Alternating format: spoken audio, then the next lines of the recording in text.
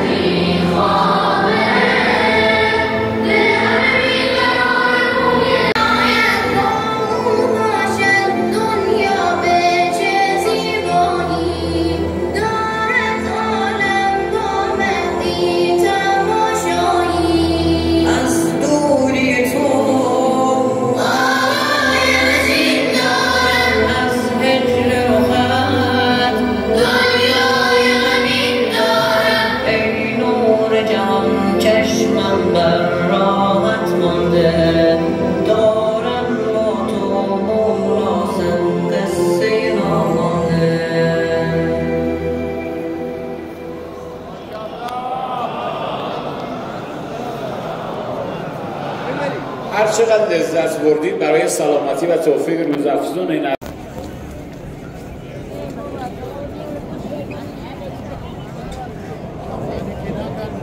صديق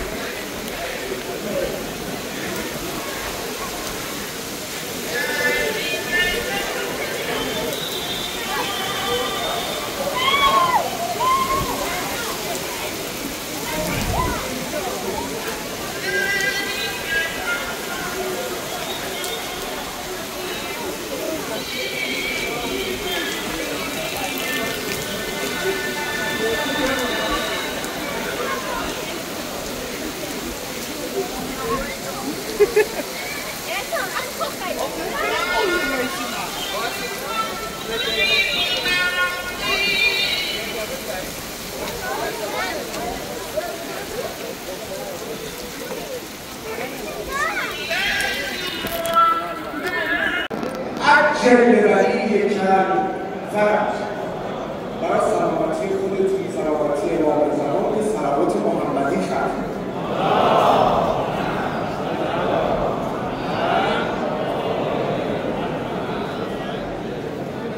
خیلی ممنونم از شعار از کار.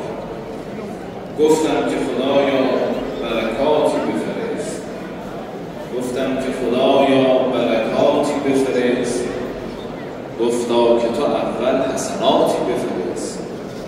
گفتم حسنات ما فقط حب علیست، گفتا به جمالش صلواتی بفرست. یا علی، اگر زیر دستی بگو یا علی، یا علی، یا علی. هدیه به روح بلند ملکوتی حضرت امیرالمؤمنین و حضرت صدیقه طاهره صلوات.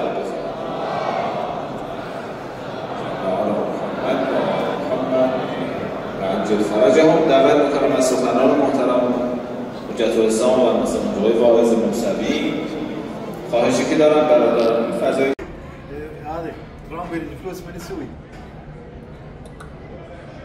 قلت لك هو اوروبا مستسرح اوروبا قالوا احنا ما خايفين من تهديدات ترامب وفرض الضرائب.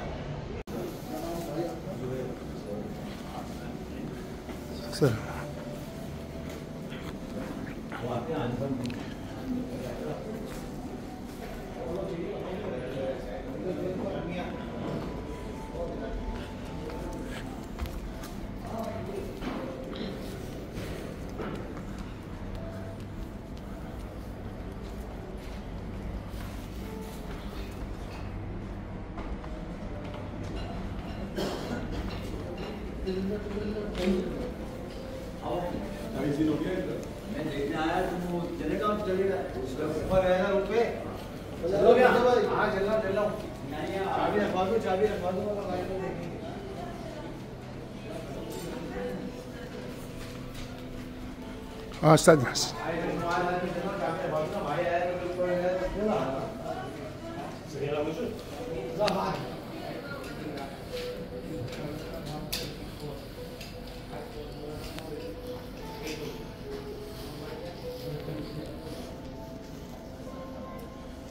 هم